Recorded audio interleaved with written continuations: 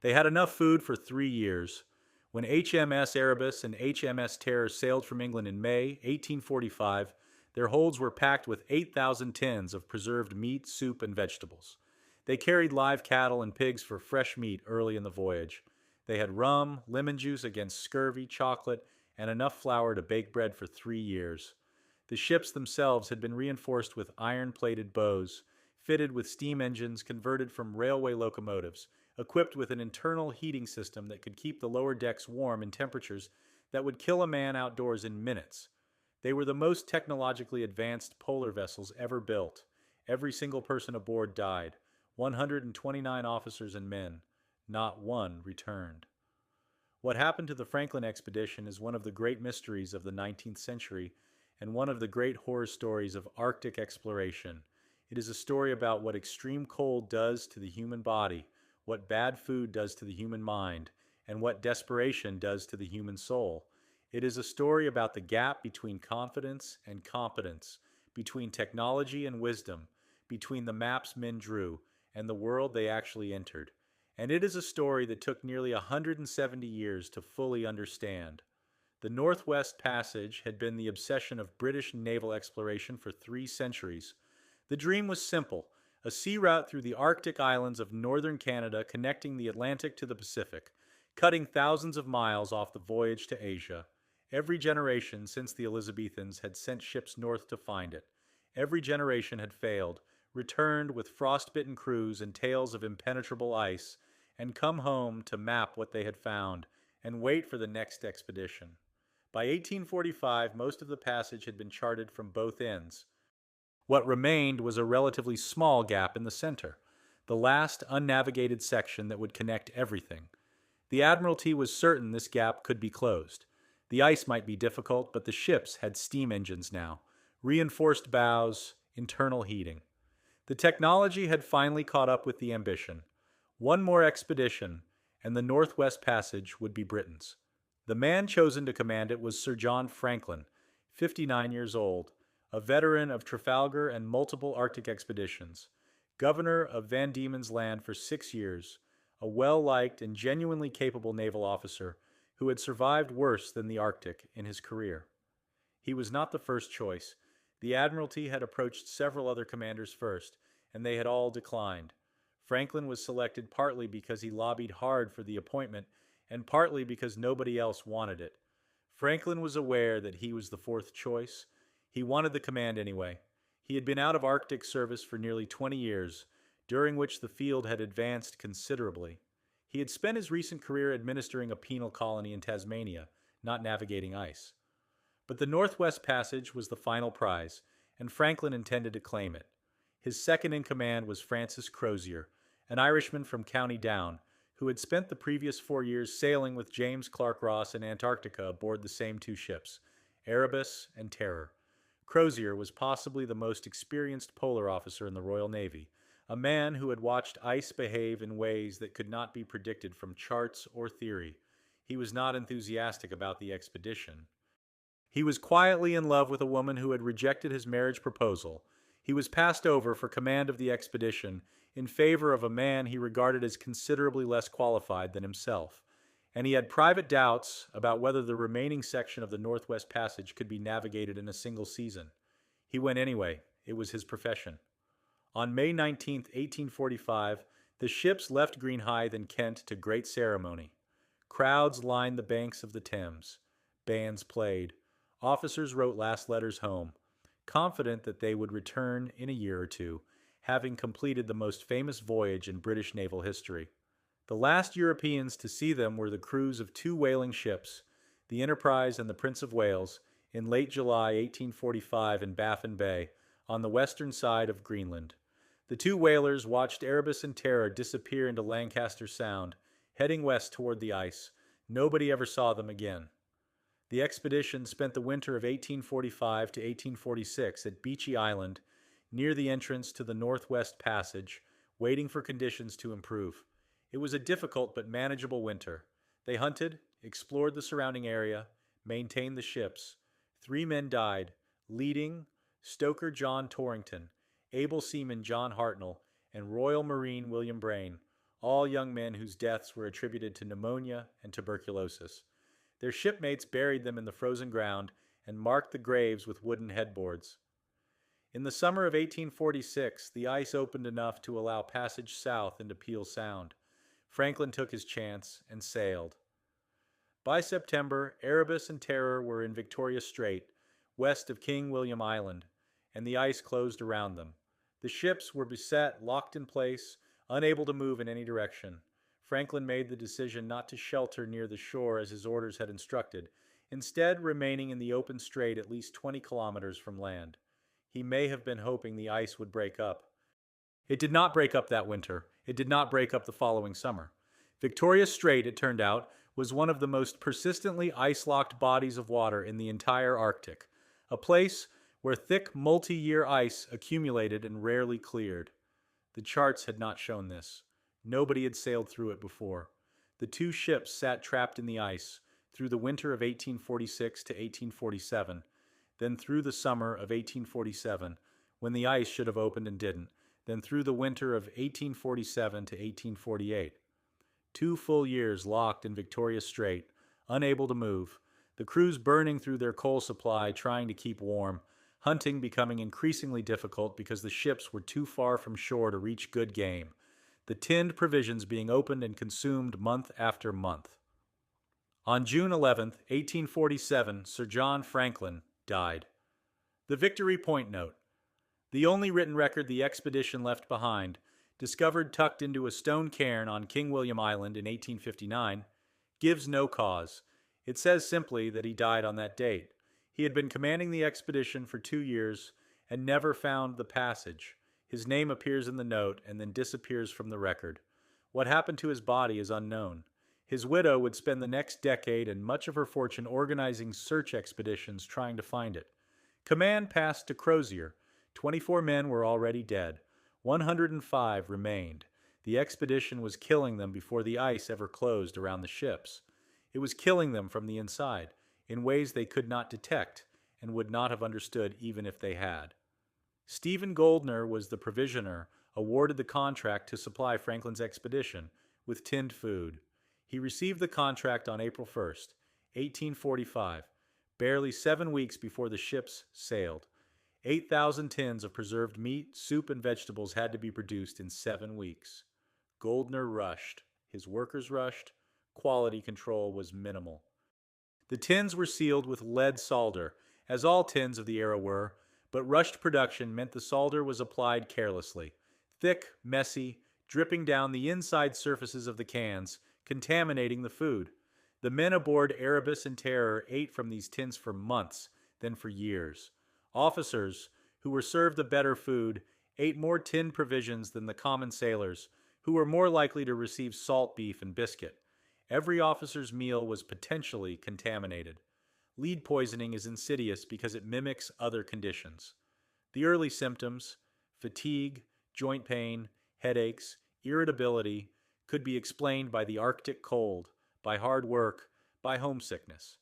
Later symptoms, confusion, memory loss, aggressive behavior, paranoia, hallucinations, could be dismissed as the effects of isolation and darkness. Nobody in 1845 understood the mechanism of lead poisoning. Nobody knew to look at the tins. Nobody would know for 140 years. In 1984, a Canadian anthropologist named Owen Beatty obtained permission to exhume the 3 men buried at Beechey Island. They were perfectly preserved, frozen solid in the permafrost, their features still recognizable, their clothing intact. Beatty's team spent days hacking through frozen gravel to reach the coffins, working in temperatures that hadn't risen above freezing since the men were buried. What they found was extraordinary. John Torrington, who had died on January 1st, 1846, looked as though he had died last month. He was 20 years old, thin, his eyes closed, his lips slightly parted. His skin had a bluish-gray cast from oxygen deprivation at the time of death. When the team photographed him, the images were so striking. A Victorian sailor's face, perfectly preserved across nearly a century and a half, that they would appear on the covers of books and magazines around the world. Beatty's team removed tissue samples carefully, working with the same precision they would have used in a modern hospital morgue. then reburied him and moved on to Hartnell and Brain. Beatty sent bone samples to a laboratory for analysis. The lead levels in Torrington's bones were 226 parts per million. Normal for a 19th century person was around 20 to 30 parts per million. Torrington's bones contained 10 times the normal concentration. The lead in his tissues had the same isotopic signature as the lead solder on the expedition's food tins. He had been poisoned, slowly, continuously, by the food that was supposed to sustain him. The same analysis performed on bones found on King William Island, the bones of men who survived long enough to abandon the ships and attempt to walk out, showed similar contamination. The expedition had been eating poisoned food for years. The men making decisions about whether to continue south, whether to abandon ship, whether to attempt the march across the ice, those men were suffering from impaired cognition, paranoia, and physical weakness caused by lead poisoning on top of scurvy, cold, and starvation. Some of what happened afterward becomes more comprehensible in this light. In April 1848, Crozier made the decision to abandon the ships. The tins were running low. The coal was nearly exhausted. 24 men were dead. Those who remained had been trapped for nearly 2 years, slowly weakening from lead poisoning, scurvy, and the accumulated damage of 2 Arctic winters. Crozier was a professional. He assessed the situation and concluded that staying on the ships meant dying on the ships. The only chance was to march south to the Back River, follow it to the Hudson's Bay Company trading post at Fort Resolution, roughly 970 kilometers away across some of the most hostile terrain on Earth. He had 105 men. He loaded the expedition's boats onto heavy wooden sledges. Each boat alone weighed over 700 pounds, piled them with equipment, and began to drag them across the sea ice. The men hauled these loads in temperatures that could drop below minus 40 Celsius, in wind that could stop a man walking upright, in the gray half-light that passed for day in the Arctic spring. They were already weakened by 2 years of confinement and poisoned food. They were wearing 19th century wool clothing that could absorb moisture and freeze solid against the body. Each man in reasonable health might drag or push perhaps 100 pounds across firm ice. None of them were in reasonable health. Inuit who encountered the survivors described the meeting in testimony later collected by searchers. A group of men, emaciated and struggling, dragging a boat south across the ice. Their leader, probably Crozier, who spoke a little Inuit, communicated that their ships had been crushed and they were trying to find food. The Inuit described the men as thin, unwell, and deeply frightened. Some of the men, the Inuit said, fell down and could not get up. The group the Inuit saw was moving south along the western coast of King William Island. Other Inuit, encountered by searchers years later, reported finding bodies further south, men who had died singly and in small groups, scattered across the shoreline and the islands. A boat found in 1859 contained 2 skeletons and a bizarre assortment of objects: books, silk handkerchiefs, a backgammon board, heavy silver plate, chocolate, and tobacco. The men had been dragging luxuries they didn't need across terrain that was killing them. Whatever was driving their decision-making, it wasn't entirely rational. The furthest any survivor appears to have gotten was around 350 kilometers from the ships. Nobody reached the Back River. Nobody reached Fort Resolution. Nobody was ever found alive. The first person to report what had really happened in the final days was John Ray, a Scottish explorer who had spent years mapping the Canadian Arctic in conditions that Europeans considered impossible. In 1854, Ray reached Repulse Bay on the northwest coast of Hudson Bay and encountered Inuit families who had information about the Franklin expedition. They told him what they had seen. They told him about the emaciated men dragging the boat. They told him about the bodies found scattered across King William Island and the neighboring shores. And they told him something else, something that would cause a sensation in England and that Lady Franklin would spend years trying to suppress. The men had been eating each other. The Inuit described tent poles made from human bones. They described cooking pots containing human remains. They described bodies found with cuts indicating flesh had been removed from them. They had physical evidence: knives made from expedition metal, silver spoons with Franklin's crest, a small notebook that confirmed these were Franklin's men. Ray published his report and claimed the 10,000-pound reward for information about the expedition's fate. The reaction in England was fury. Charles Dickens, at the height of his fame, published a lengthy article in his magazine Household Words, arguing that the Inuit testimony could not be trusted, that the flower of the trained English Navy would never sink to such a level, that the mutilation of the bodies must have been the work of Inuit themselves. Dickens was wrong in every particular, and was knowingly choosing to protect the reputation of British civilization over the truth. But his was the dominant view for decades. The bones told a different story slowly, as searchers recovered more remains over the following century. In 1981, Beatty's field surveys on King William Island recovered human bones with knife marks on them. The cuts were specific, the kind made when stripping flesh from bone, focused on the large muscle groups of the arms and legs. In 2015, a study by anthropologists Simon Mays and Owen Beatty analyzed 35 bones from the expedition. Nearly a quarter showed evidence of deliberate butchering. More significantly, many bones showed signs of pot polishing, the rounding and polishing of bone ends that occurs when they are boiled in water to extract the last marrow. This is what anthropologists call end-stage cannibalism. When there is no longer flesh to take, the marrow inside the bones becomes the last source of nutrition. The men who did this were not monsters. They were dying. They had been poisoned, starved, and frozen for years. They were doing what human beings do when the alternative is lying down in the snow and waiting for death. The evidence doesn't tell us who or when or under what circumstances. It tells us only that it happened, in the final days or weeks, somewhere on the ice, south of King William Island, among men who had sailed from England expecting to be home within 2 years, and found instead a trap they could not escape. The search for Franklin's expedition became the largest and most sustained rescue operation in the history of Arctic exploration.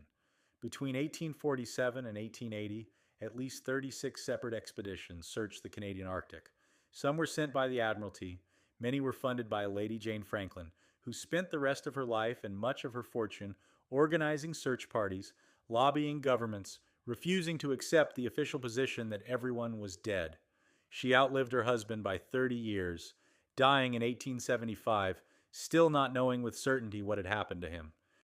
It was one of Lady Franklin's privately funded expeditions, the steam yacht Fox, commanded by Francis Leopold McClintock, that found the Victory Point note in 1859, along with the boat containing the 2 skeletons and the strange assortment of luxury goods. The note was the only written record the expedition ever produced from the Arctic. It told them almost nothing about what had gone wrong. For nearly 170 years, the ships themselves remained missing. The wrecks of Erebus and Terror were the last great unanswered question of the Franklin expedition. Dozens of searches had found bones, artifacts, and traces of the crew's final march. Nobody had found the ships. In September 2014, a Canadian search expedition discovered Erebus in shallow water off the southwest coast of King William Island. In September 2016, the wreck of Terror was found in Terror Bay, 50 kilometers away, in a remarkably good state of preservation, sitting upright on the seafloor at a depth of about 24 meters, its hatches closed, its interior largely intact. When divers explored it, they found the cabins in good order. The mess tables were set. The crew's personal possessions were still in their places. The discovery of Terror raised a question that had never been considered before. Why was the ship so well preserved?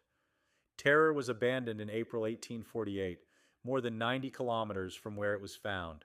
Somehow it had traveled 90 kilometers after abandonment and come to rest gently on the seafloor, hatches closed, relatively undisturbed. The best hypothesis is that a small number of men, the strongest survivors, perhaps only a handful, returned to the ship after the main group began to fall apart on the march. They may have closed the hatches, attempted to winter aboard, and died there. Their bodies have not been found. Inuit oral history had recorded the location of Terror's wreck for generations. When Canadian researchers began systematically consulting Inuit communities, they were told exactly where to look. The discovery confirmed what the Franklin expedition had failed to understand from the beginning. The Inuit knew the Arctic in ways that European explorers did not. They knew which waters stayed frozen. They knew which routes were passable and which were not.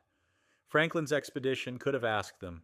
The institutional arrogance of the Victorian Royal Navy made such consultation almost unthinkable.